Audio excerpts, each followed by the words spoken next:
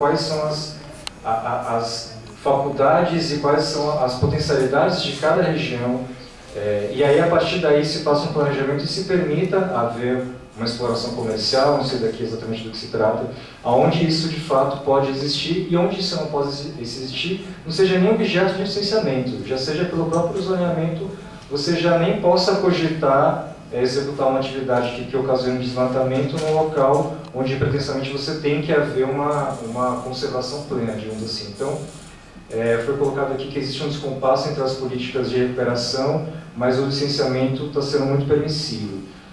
Aí não sei, acho que alguém, até que o pessoal da ASTA talvez tenha muito para falar sobre isso, mas de fato tem que existir uma proposta, tem que existir uma ideia de desenvolvimento regional e estadual e que as políticas todas converjam para isso, senão realmente é um desperdício em todos os níveis. E a outra questão sobre o pagamento do uso da água, sobre a cobrança, foi dado aqui o exemplo do São Francisco. De fato, o pagamento pelo uso da água lá na bacia do São Francisco, a agricultura paga 1,40 avos de 1 centavo.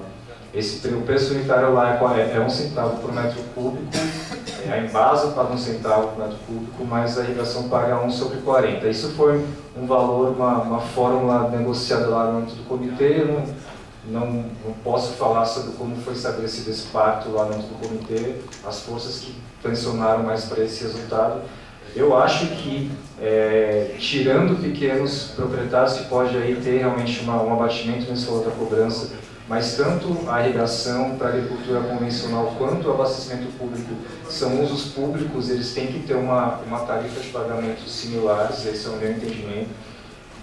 Mas eu ainda acho que, por mais que no caso de São Francisco haja esse abatimento tão grande para o pagamento dos setores irrigantes, eu ainda acho que, corrigindo essas distorções, a ferramenta de cobrança pelo uso da água, ela é importante, ela traz uma racionalidade para quem é usuário e ela faz com que se levantem recursos para serem usados em ações de conservação de bacia. A gente vê em alguns comitês, por exemplo, o PCJ, que pega ali Minas, São Paulo, Rio, que a cobrança de fato levanta muito recurso anualmente, na casa de dezenas de milhões de reais, e esses recursos são usados para fazer a gestão, para fazer a gestão de recursos hídricos. Então, eu entendo que é um instrumento importante a cobrança. Agora, realmente, algum setor pagar 1,40 avos de um valor realmente é um descompasso em relação aos outros setores e tem que ser revisto nesse caso específico. Vou complementar então em relação ao licenciamento, apesar de que eu não vim aqui como licenciador, mas é uma das nossas questões enquanto servidor, né? O descompasso entre o licenciamento e a própria supressão. Não diria nem só entre o licenciamento e os serviços ecossistêmicos, mas entre esses dois instrumentos já existe um descompasso que é muito grave, né? Não existe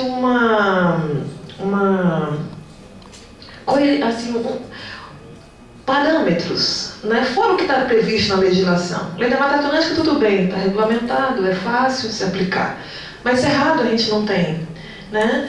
E essa questão territorial, né? Aonde a gente ainda deve ou pode suprimir dentro de determinado estágio, determinada vegetação, onde não se deve, qual a diretriz que a gente vai tomar? Porque é um casamento que é difícil, mas ele precisa ter um nível de diálogo, né? E o licenciamento e a supressão ficam totalmente desconectadas, não tem uma diretriz como um zoneamento ou um plano de meio ambiente do Estado que dê esses parâmetros, esse norte, para que controle, né? Porque o licenciamento está controlado apenas pela legislação de supressão em relação à vegetação e não em relação a parâmetros de manter, né, ou preservar os serviços ecossistêmicos, né? Então é bem diferente, são lógicas bem diferentes. Bom, Tiago. A segunda pergunta tem a ver com o exemplo que eu dei de uma identificação e uma ação que a Embasa teve junto com a Polícia Militar, que identificou ali mais de 1 quilômetro de tubulações e mangueiras do norte de Piatã que faziam uma ligação clandestina numa tubulação que passava na orla. Inclusive, essas conexões clandestinas, elas não só a água que ela retira, mas elas em geral são feitas de uma forma bastante precária, então ela causa perdas na própria conexão, tirando o uso que é feito de uma forma descontrolada dessa água que é tirada. Aqui, de fato, a pessoa está colocando que a prefeitura não concede formas alternativas dos usuários, dos banhistas, usarem uma água, fazerem a sua higiene, enfim, beberem uma água que não tem que pagar pela garrafinha. Isso, de fato, é verdade, eu concordo, mas para mim a solução está aqui na própria pergunta. Assim, essa é uma atribuição da prefeitura. A prefeitura regula esses usos comuns, ela regula a parte turística, ela tem que disponibilizar o que for necessário para que haja ali um convívio harmonioso e que também estimule o turismo. Então, assim, a prefeitura pode chamar em base, ver eventualmente como é que se faz uma parceria, mas tem que ser uma água disponibilizada pela prefeitura a partir de uma ligação que tenha o nome da prefeitura. E aí se pensa como fazer um chuveiro que tenha um temporizador, alguma coisa que possa fazer com que não haja um desperdício nessas ligações. Mas, assim, deixar claro que a Embasa não pode ser conivente com esse tipo de retirada de água na rede, porque todos estão pagando por essa água retirada. Quando você não tem o responsável, o uso fica descontrolado e a gente ainda está numa situação ainda onde cada gota é importante. É uma atribuição natural que a Embasa tem que intensificar essa identificação e supressão dos gatos e das ligações clandestinas. Nesse caso específico da orla de Piatã, eu acho que cabe aí uma intervenção mais assertiva da Prefeitura de Salvador. Bom, sobre a legislação, Noemi? Sim. Obrigada pela pergunta. Claro, a gente analisa todos os planos do território, todas as diretrizes, né, plano de manejo, o plano diretor, tudo isso é analisado, a lei de uso e ocupação do solo, a gente não faz nada de forma... né? Então, o que a gente faz na universidade é questionar, né, se, de acordo com os estudos, esses parâmetros está no caminho certo. Então, isso a gente faz. Então, essa região, né, que vai ser adensada, o que a gente está fazendo é analisar os pontos onde poderia ser mais ou menos, né, adensado. Por quê? Porque o zoneamento dos planos diretores pegam manchas e as pessoas não têm noção do que vai acontecer. Depois aparece aqueles prédios, aparece... A nossa escala de trabalho começa a mostrar esses parâmetros, né? E, inclusive, no meu mestrado, que é Agenda Verde versus Agenda Marrom, que eu trabalhei, princípios de sustentabilidade por causa do desenho urbano, é porque eu pegava os estudos de impacto ambientais e não tinha nenhum parâmetro, né, urbanístico, ambiental. Então foi que eu comecei a trabalhar com isso, né, e eu cheguei... Os padrões que eu falo são parâmetros, né, que são estudos sobre essas configurações. Então isso tem ajudado, por exemplo, você que é da área, né, do direito, tem ajudado, por exemplo, o Ministério Público a entender melhor, né, como se a gente, com esses cenários, as pessoas começassem a visualizar melhor onde pode atuar, né, foi nesse sentido. Não me faça ter vontade de voltar a atuar no urbanismo, Lisa, por favor. Eu só queria falar. Eu lembrei de você, viu? Esse negócio da chuva. Eu quero você para Brasília, vamos fazer chover lá, viu? Bom, você fez mais uma provocação, né? Eu vou encerrar esse bloco e abrir o bloco com o rapaz de branco. Sim, então vamos começar com ele. Tem 4 inscritos. E ainda temos 2 perguntas escritas. Bom dia, meu nome é Ian. Eu sou ecólogo aquático e eu tenho uma pergunta, vou fazer uma analogia e contextualizá-la para Thiago. No fundo, Thiago, é uma questão de dificuldade técnica e operacional relacionada ao desperdício de água nas estruturas, nas tubulações, ou é uma questão de decisão política? A pergunta é essa. E aí eu contextualizo, porque eu não trabalho com saneamento, então eu não sei de fato como acontece a operação. Mas como cidadão, na base da pirâmide, né, a gente tem tecnologia, a gente sabe que Salvador é antiga, tem 500 e lá vai fumaça, e todo o contexto de subdesenvolvimento social que a gente tem.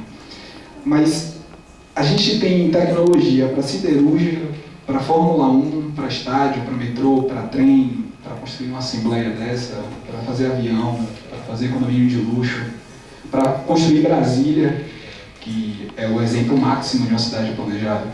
E a gente não tem, a gente sabe de todas as dificuldades inerentes a uma cidade como Salvador e antiga, mas é um pouco vaga a gente justificar a dificuldade operacional e técnica, sendo que a gente tem muito dinheiro para muita coisa e muita tecnologia. A indústria, por exemplo, tem níveis altíssimos de eficiência de água, de uso racional e eficiente. A Politécnica da UFBA, com um grupo de tecnologia limpa, tem um nível altíssimo de eficiência, de reuso, de reaproveitamento. Porque, na verdade, o que a gente faz é tecnologia de fim de tubo. Como a gente está num evento de engenheiros, organizado por engenheiros, a indústria questiona muito isso. A gente tem que mudar o paradigma de atuar na tecnologia de fim de tubo para atuar no processo. Não adianta a gente tratar resíduo, a gente tem que prevenir a geração de resíduo. E o que eu entendo é que isso é um tipo de tecnologia de fim de tubo. Citaram, por exemplo, a barragem do Rio Colônia. Eu conheço pessoalmente. A gente cria uma barragem que barra a água, mas a gente não trata a nascente lá em Itapé. Eu fui pessoalmente. Isso é um fato. Então, barragem para barrar a água que não tem. Como cidadão na base, eu penso que isso é um projeto para 2018, para a eleição. Então, a minha pergunta é essa. É uma questão de dificuldade operacional e técnica ou decisão política, propriamente dito? Obrigado. Próximo. Ela.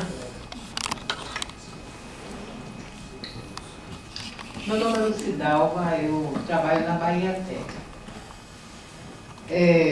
Eu gostaria de saber de Tiago, assim, ele falou da questão da purificação da água, na saída da água, da questão dos agrotóxicos. Isso me chamou a atenção, né? Porque o agrotóxico é um problema de saúde pública, né? É uma questão muito complicada, muito problemática.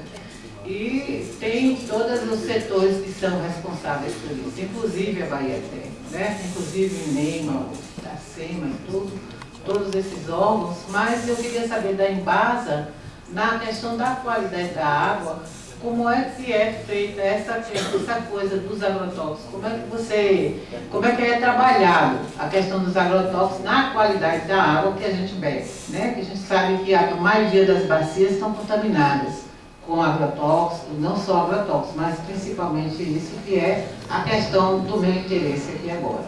Então, como é que a Embasa faz? Porque a gente já teve uma dificuldade bem grande quando a gente foi solicitar em Embasa os exames toxicológicos, né? Para saber os agrotóxicos que a gente estava consumindo, e a gente não conseguiu, isso já tem tempo. Agora está se fazendo pelo fórum aí uma articulação com a Embasa, né? Mas eu queria saber isso de você, como é que vocês estão trabalhando essa questão da contaminação por agrotóxicos na Embasa. Obrigada. Apolo. Eu senti um certo sofrimento do plenário e dos ambientalistas diante dessa impotência em resolver os problemas que a gente já sabe há tanto tempo, igual o Rosaldo colocou, a nossa colega ali, Fabrina, né, de Brasília, e a Lisa. E eu também sofro com isso, porque há 30 anos mexendo com esse negócio e vendo triunfar as nulidades, né? Em homenagem ao Rui Barbosa aqui. Então, eu acredito que o momento nosso chegou. Eu acredito que ficar chorando, lamentando, nós temos que ter decisão.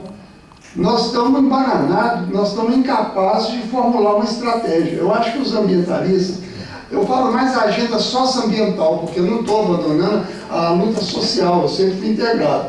Mas nós não podemos mais aceitar sermos conduzidos por partidos políticos de direita, de centro, de esquerda, que não têm uma visão ecossistêmica de transformação do mundo.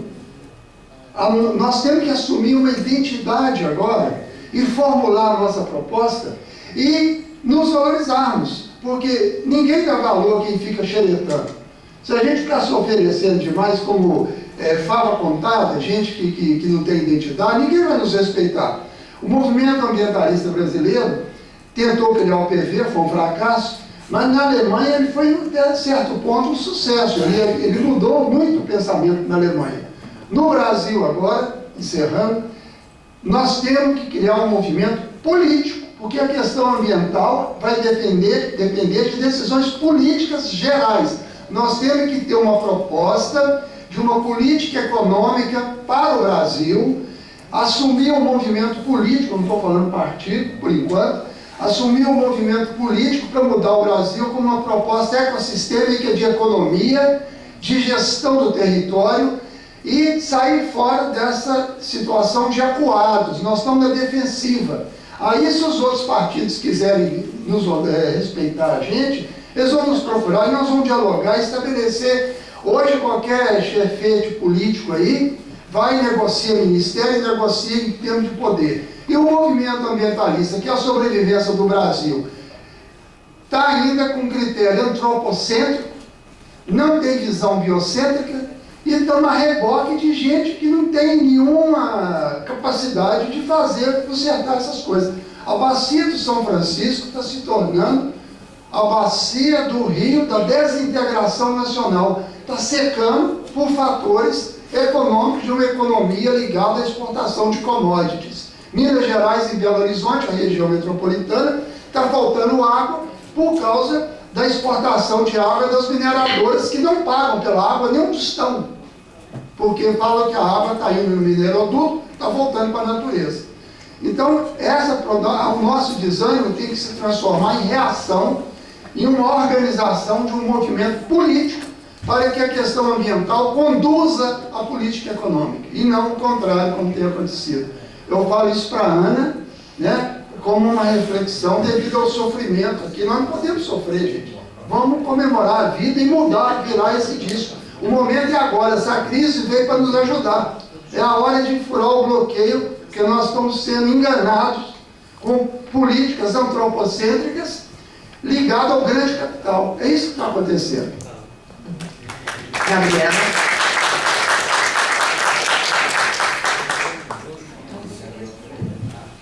Bom dia a todos e a todas.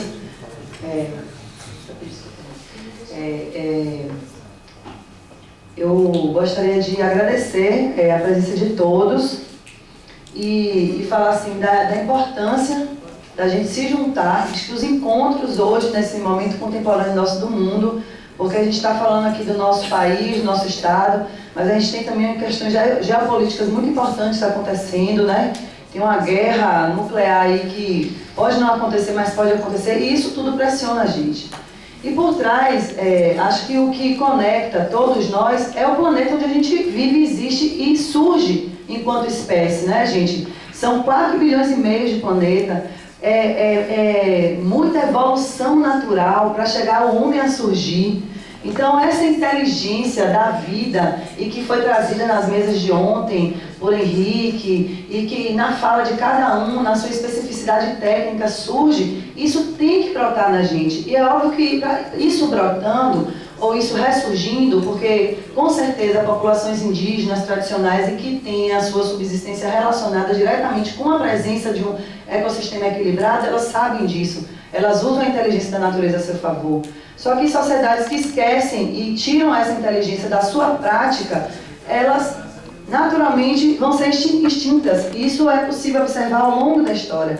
Ernest Goethe, que é um pensador disso nesse momento atual e que cunha o conceito da agricultura sintrópica, ele mostra isso de maneira muito, muito clara, muito simples, sabe? Palavras simples, frases objetivas, sem muitos floreios, e por conta disso ele consegue tocar o coração da gente. Bom, isso vai repercutir nas diferentes áreas. E por isso que a fala da professora Lisa, para mim, ela tem uma relevância tão grande, professora. E que bom que o universo conspirou e que a gente se encontrou e que você pôde estar aqui hoje, porque assim, a gente se conhece tem menos de um mês, para mostrar como a transdisciplinaridade e essa perspectiva, esse olhar, ele tem que acontecer nas diferentes escalas e nas diferentes áreas. Então a gente está falando aqui de revolução tecnológica, de atuação da engenharia, pensando em nanotecnologia, estruturas, um microfone que se decompõe. Como é que a gente vai construir isso? Que visão de mundo tem que estar por trás? Que inteligência ecossistêmica é essa que a gente tem que nutrir? Então, eu acho que a oportunidade que o CREA trouxe, a partir do momento que eu estou lá como assessora de responsabilidade socioambiental, e o Nelton lá do Projeto Itaipu, que inspirou essa demanda dentro lá da presidência do CREA, e a gente poder estar junto aqui, são demonstrações que o universo está conspirando, que tem pessoas que estão trabalhando nisso há muitos anos, e que isso eu acho que deve ser a mística que une todos nós, sabe? É isso que tem que nutrir nosso coração. Cada um na sua área, o médico, o engenheiro, o enfermeiro, o assistente social, o técnico de som, o cara da filmagem, o cara que está lá no som, cada um que está aqui, o cara que faz a roupa, Fabrinha, que ajuda a gente a pensar de forma crítica, que não aceita o que está ouvindo, que tenta olhar por trás. Isso tudo é o que deve guiar a gente, e tem uma coisa em comum, que é a inteligência evolucional do nosso planeta, que tem essa que eles estão chamando de a película de Gaia, que é onde a vida acontece, que não tem Vênus, não tem Marte, não tem vários planetas, e que se a gente acha que é super legal estar aqui, a gente tem que fazer com que esse conforto, que essa película de Gaia nos proporciona, ele continue existindo. Então a gente tem que lutar juntos e unir para isso. Então eu quero agradecer da gente estar aqui, e a gente tem muito que lutar, a luta é grande, mas a vitória é certa, tá? Então vamos às respostas desse último bloco. Tiago. Eu vou começar pela segunda. A questão dos agrotóxicos, de fato, é uma preocupação para todos. A Embasa tem participado, como a nossa colega disse, do Fórum de Combate aos Agrotóxicos, nosso amigo Evanildo está até aqui presente, e foram demandados de nós uma quantidade bem grande de dados de monitoramento da água bruta para que o fórum analisasse como é que estão as concentrações de diferentes tipos de agrotóxicos em áreas com vocação agrícola e tudo mais. E a análise desses dados demonstra que a água bruta, a água ali no rio, ela ainda não está com concentrações de agrotóxico acima dos padrões para a água. O que a gente vê é que, pela própria dinâmica da aplicação e da logística, os alimentos eles são os vetores indiscutivelmente que mais afetam a saúde do ser humano. Os alimentos eles recebem a carga direta e eles chegam diretamente na mesa do cidadão, não passam pela diluição que tem ali na água. A gente tem analisado, tem um monitoramento como preconiza a lei da água bruta, água tratada, e tem acompanhado isso com atenção, mas ainda na água não tem sido observado níveis fora da legislação, mas nos alimentos a gente sabe que é um grande problema, essa questão dos agrotóxicos. Quanto à questão de perdas, isso é importantíssimo que seja realmente perguntado, questionado, porque eu vejo como um grande gargalo, talvez a fronteira ser mais desenvolvida em relação ao saneamento, não só ao público, mas ao privado também aqui no Brasil. Eu acho que não vejo nenhuma componente política nesse sentido, tanto é que a gente chama até de uma concepção mais gerencial dessa água de água não faturada, porque é uma água que você capta, você trata, você tem toda uma gestão em cima dela, você gasta recursos e você não fatura, você não recebe por isso, porque ela não é intrometida na casa de ninguém, é uma água que se desperdiça. E para a gente, para a prestadora de serviço, seja Embasa, seja outra, isso é muito ruim. Então, esse é um problema que se tenta combater com as equipes técnicas que cada órgão consegue dispor. Realmente é um desafio técnico, sim, porque implica em um controle simultâneo de vários fatores, não só da rede, da vida útil da rede, mas da pressão da rede. Quanto mais a pressão que você coloca numa tubulação de água, mais a quantidade de água que vai sair pelos furos que inevitavelmente vão ter. E quando você começa a estancar uma parte da rede, a outra parte da rede começa a ter mais pressão. Então é uma coisa que tem que ser feita com uma inteligência e um grau de intervenção integrada e modernizada muito grande, que sim, é uma fronteira que tem que ser rumada. Em nenhum momento foi dito que se está confortável com o grau de peso. Acho que a Embasa não está assim como nenhuma outra empresa está. É uma área que a gente tem puxado muito a academia, até a própria UFBA, o Teclin e outros professores de lá estão junto com a gente tentando desenvolver modelos de monitoramento, modelos de análise estatística de pressões, modelos de Big Data aplicado à análise desses dados para tentar identificar os setores prioritários para a intervenção. Existe muita coisa sendo feita, mas o caminho ainda é grande. não é uma prerrogativa daqui, não é uma prerrogativa do Brasil. Os dados que a gente tem mundo afora apontam que realmente é um problema tecnicamente e operacionalmente complicado, mas não se pode eximir de enfrentar. Então, o que foi colocado é que tem um caminho grande até que você atinja, por exemplo, um grau de perdas como o Japão ou como Israel, por exemplo, que demonstram que a tecnologia existe, mas demonstram o caminho que você tem até para aumentar. Eu acho muito complicado comparar com a realidade, por exemplo, de um polo industrial, polo de Camaçari, ou pensar numa realidade em si de empresa, que é uma bolha onde você tem um controle de todas as variáveis, não é algo que vai cidade adentro, uma cidade que a gente sabe que ela é espontânea, que ela tem seus próprios movimentos, que ela tem uma configuração que realmente para você ter o total controle disso, conseguir modificar as variáveis técnicas para reduzir as perdas no nível que a gente busca, é muito complicado. Então, assim, existem dificuldades técnicas e operacionais grandes que implicam recursos grandes para serem investidos, não dá para comparar a gente com um recurso que uma Fórmula 1 proporcionalmente gira, ou com outro tipo de indústria que tem uma forma de aporte financeiro ou outro.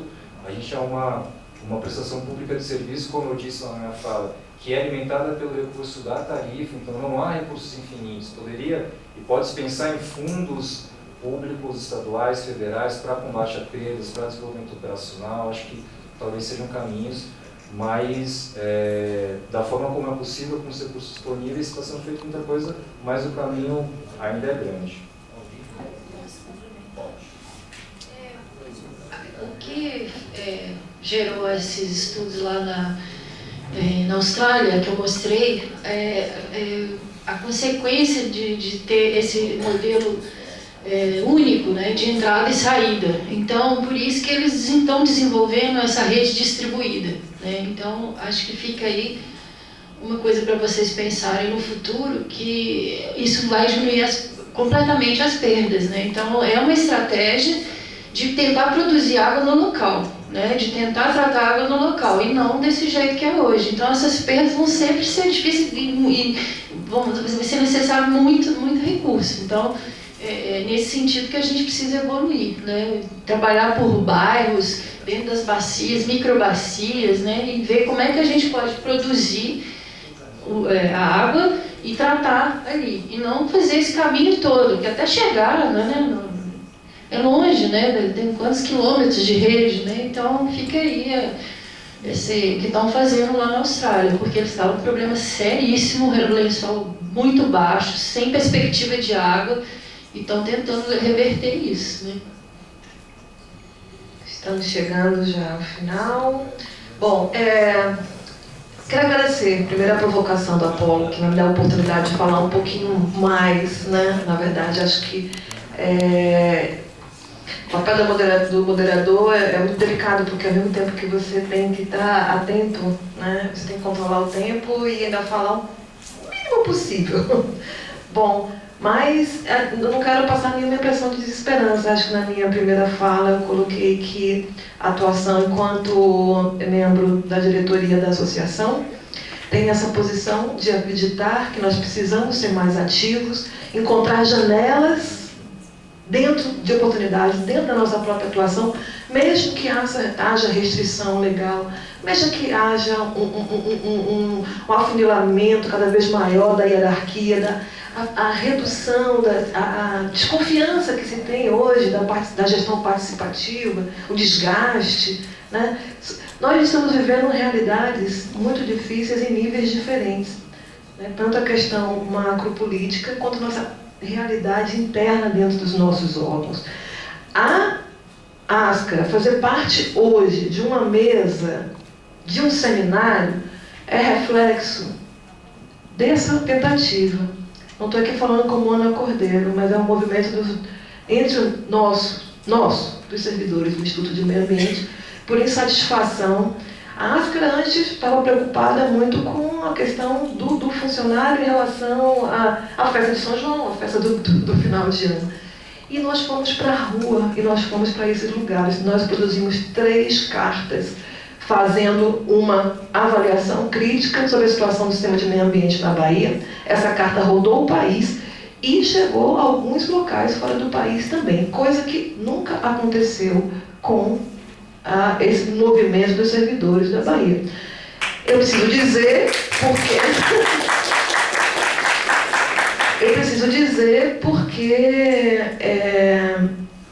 inclusive, né, na minha pontuação em relação à ausência dos servidores, eu acho que a gente deveria estar discutindo aqui unidade de conservação, biodiversidade, políticas de biodiversidade, quais são as experiências que estão sendo feitas.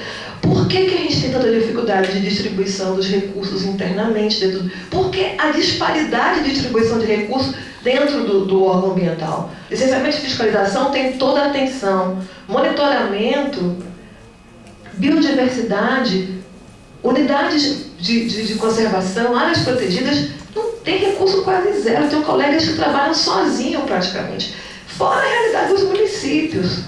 Então, a gente vive realidades muito difíceis, em níveis diferentes, né? Então, para fechar minha fala, minha mensagem é de esperança. Hoje, uma associação de servidores que antes distribuía panetone no final do ano e fazia festa de São João, hoje é convidada para fazer parte da mesa de um seminário. É pequeno, é pouco, mas para a gente, a nossa realidade é muito grande. E a gente está promovendo, esse ano foi o 4º seminário de águas, muitas pessoas tiveram a oportunidade de participar, certo? Iniciativa exclusiva dos servidores. Vou pontuar só mais uma coisa, a ausência também da CEPLAN, que acho que é muito importante nessa questão do planejamento, da CIS. E vamos partir, então, para as 2 últimas perguntas escritas. Para Tiago, só tem mais 2. A gente volta às 14 horas, tá? Tá. 1h20, então rapidinho para a gente concluir, perguntando para o Tiago, qual a fonte de... Lisa está aqui já congelando. Qual a fonte de recurso para os municípios que ainda não têm PMSB, Plano Municipal de Saneamento Básico? A Embasa pretende instalar o sistema de tratamento de água e esgoto nos municípios pequenos, como Santa Bárbara, por exemplo, não tem esse sistema. Pessoal, primeira pergunta. Fontes de financiamento para municípios elaborarem planos municipais de saneamento. Existem algumas linhas, aí o CREA estava até à frente de uma linha da Anvisa, da FUNASA, né, para municípios, acho que até 50 mil habitantes. Então, assim, surgem linhas, a CIS está apoiando alguns municípios também, tem que buscar financiamento junto ao Estado e à Federação, ao governo federal, para que isso ocorra. Assim, a Embasa, até por conta de ser um dos prestadores de serviços possíveis, ela legalmente não pode apoiar com repasse financeiro. Então, sempre na elaboração de plano municipal de saneamento, a gente tecnicamente está sempre junto, contribui, passa os dados e tal, mas o financiamento aí tem que ser buscado pelos municípios, ou no seu próprio orçamento, ou se não houver, junto ao governo estadual ou federal. Pelo menos assim tem sido o caminho onde já surgiu recursos, aí o caso da FUNASA. Em relação a esse sistema específico, está perguntando aqui, tratamento de água e esgoto em municípios pequenos, como, e cita aqui Santa Bárbara. Eu até peço perdão, não conheço nenhuma perspectiva para Santa Bárbara, não é diretamente a minha área. Eu sei que tem que haver um planejamento do município, mas tem que haver também uma disponibilidade de recursos de empréstimos federais, como estava sendo feito via PAC, outras redes de financiamento, porque essas obras elas são de um recurso, uma intensidade de recurso muito grande e dificilmente órgãos de saneamento fazem com recursos próprios. Você sempre capta recurso junto ao PAC, ao Ministério da Integração, junto a essas instâncias, e aí faz a obra e depois você vai pagando o empréstimo. O fato é que agora a gente está no cenário pós-PAC, que realmente a disponibilidade de recursos para a obra de saneamento está sendo baixíssima, está se buscando, a Embasa tem tentado buscar financiamento junto a agências fora do Brasil, da União Europeia, porque de fato o recurso para fazer essas obras está cada vez mais difícil. Então, infelizmente não vou poder traçar um cenário aqui para Santa Bárbara, mas a gente espera que esse cenário macropolítico brasileiro mude. Complementar, na visão do Apolo, inclusive, acho que já é o momento, então, para a gente repensar o modelo. Porque a gente não precisa depender de grandes investimentos para fazer saneamento. Entendeu? Então, assim, por exemplo, tem um site chamado Instituto Ambiental, oia.org.br. Eles trabalham tecnologias baratíssimas. Foi um geógrafo que fez, lá no sertão do Carambola, em Petrópolis, soluções muito baratas, né, de agrupamentos, tratar o esgoto por agrupamentos. Então, assim, por que a gente não aproveita esse momento para mudar o modelo? A gente não precisa caminhar no modelo antigo errado, equivocado, que depende de grandes recursos. Então, está na hora de experimentar, sabe? Então, eu deixo aqui essa provocação, entendeu? É isso mesmo. E assim, eu não vou dizer que os modelos eles vão acontecer sozinhos. Isso depende da atuação de cada um, na área técnica, na área política e no movimento social. Então, mesmo que a gente tenha que repensar um seminário como esse, ele ainda tem a validade, porque eu com certeza vou voltar para a minha sala repensando muitas coisas, saindo daqui alimentado. Então, se a gente tem que mudar um modelo dentro de uma estrutura rígida, como é a Embase, que a flexibilidade, o espaço, uma nova de trabalho para se chegar com ideias inovadoras é reduzida, né? Mesmo que a gente queira muito, a gente empaca, porém, cabe ao indivíduo, cabe ao técnico estar alimentando aproveitando essas janelas de oportunidades que a gente muitas vezes tem que abrir, nem compra. Então a gente vai retornar, vai ter mais um encerramento do nosso colega. E eu agradeço mais uma vez, Gabriela e Alcreia. A Ascra tem recebido muitos convites e tem parceiros mesmo, né? O CREA tem sido um parceiro, assim como a ALBA. E a gente está aqui para contribuir. Eu agradeço a presença e o esforço de todo mundo, né, de ter sustentado aí nossa parte da manhã.